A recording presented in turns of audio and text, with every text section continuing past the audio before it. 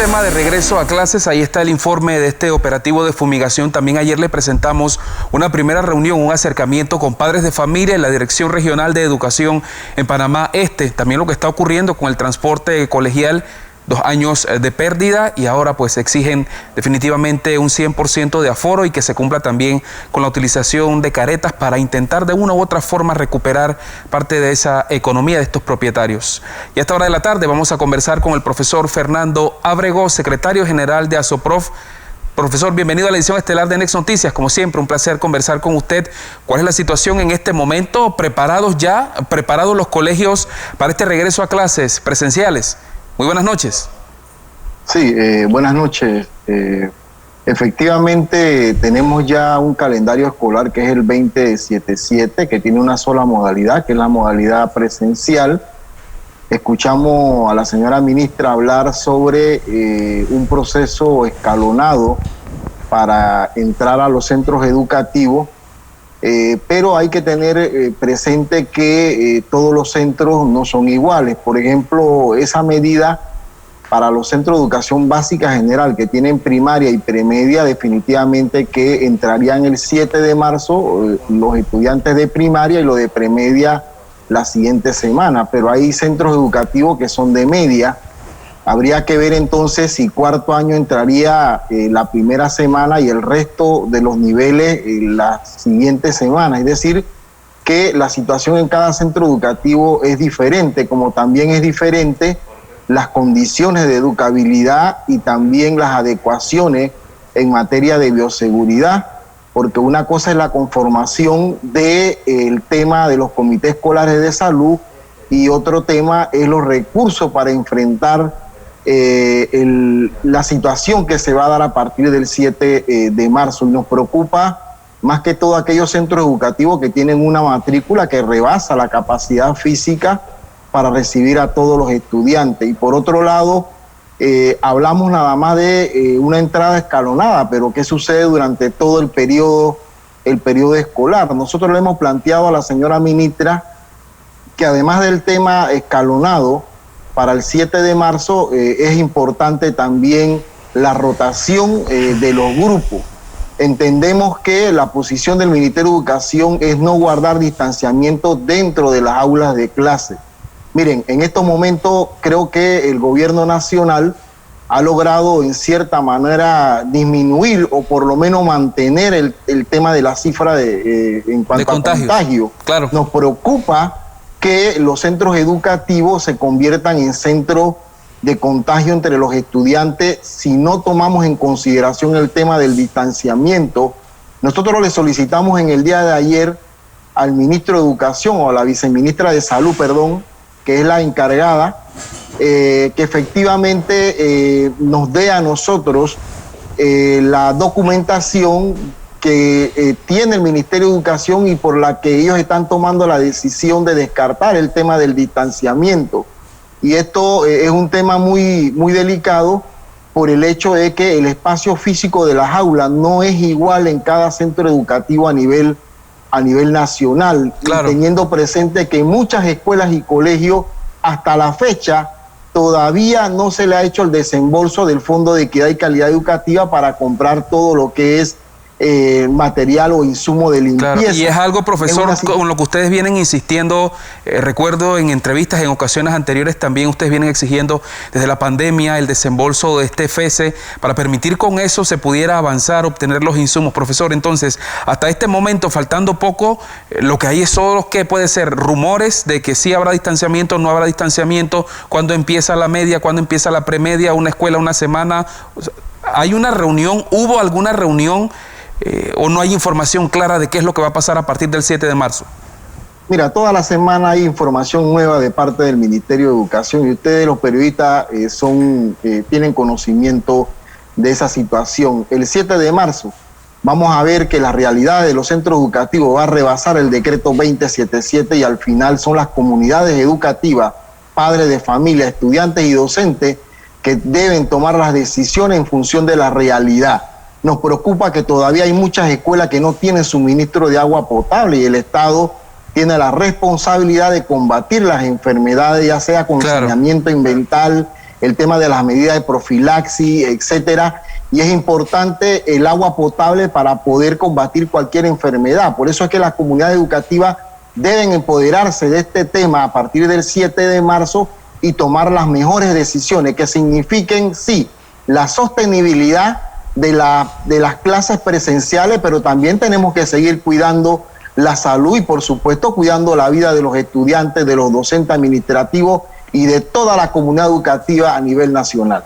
Creo que sí, profesor. También consultarle el tema de estos comités COVID en las escuelas. ¿Eso está claro? ¿Ya los reunieron a usted como dirigente, a sus agremiados, para explicarle cuál es la metodología, quiénes forman parte, qué hacer en caso de que se reporte algún caso? Desde el año pasado casi la mayoría de los centros educativos ya tiene conformado su comité escolar de salud para efecto de elaborar el protocolo que tiene que corresponderse con las guías o medidas de bioseguridad, pero el papel aguanta todo. El problema está en que no hay insumo y aquí también debe haber un acompañamiento de parte del MINSA en caso tal de contagio en algunos centros educativos, principalmente aquellos que tienen una densidad o una matrícula alta, y teniendo presente también la migración que se ha dado de más de 15.000 estudiantes de las escuelas particulares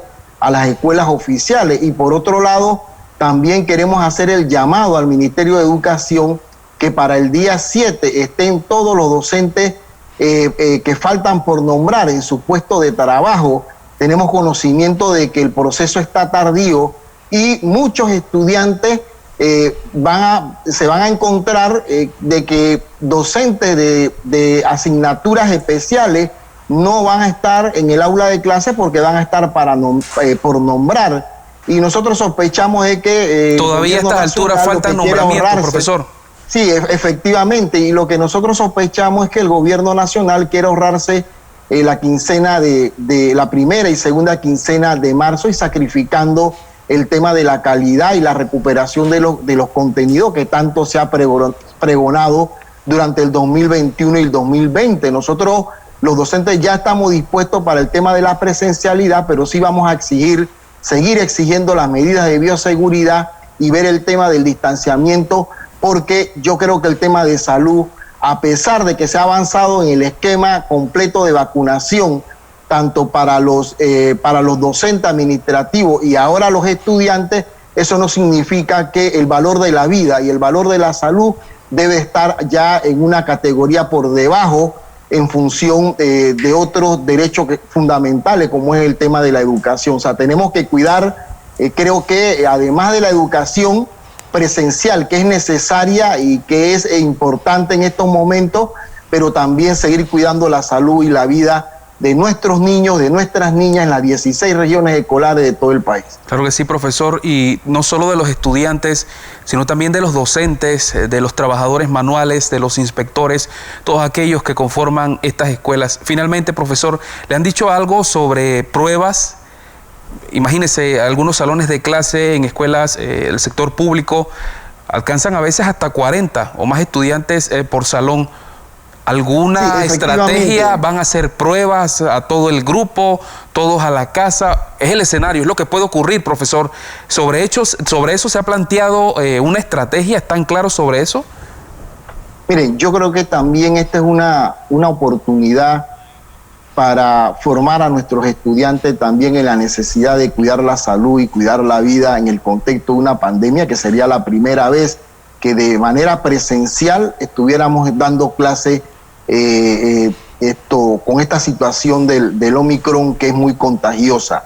Lo cierto es que se ha dicho que todo salón de clase o estudiante que sea sospechoso, que se haya comprobado que ha sido contagiado por el COVID, ese salón de clase tiene que irse a cuarentena, pero continúan las clases en el resto de los grupos de ese centro educativo. Nosotros lo que hemos dicho es que se le debe proporcionar también a los estudiantes no solamente el tema de la mascarilla, de las que ha recomendado el MINSA, sino también de que debe haber dispositivos o células del Ministerio o de la Dirección Regional de Salud, claro, para poder atender de manera inmediata, claro que sí, sobre cualquier situación que se dé en los estudiantes, principalmente en la primaria, en donde va a ser muy difícil controlar a los niños, porque después de 2 años este proceso no va a ser